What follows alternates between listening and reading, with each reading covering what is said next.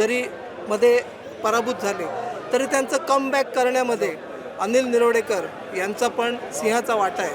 आपण बघितलं असेल त्यांना नसले आणि नगरसेवक नसले तरी गेली 9 वर्ष रस्त्यावर राहून पडल्यानंतरसुद्धा जो माणूस काम करतो तो खरा समाजसेवक. त्याची ही पोचपावती आहे. बट नॅचरल एका वाक्यात डेफिनेशन फिनिश.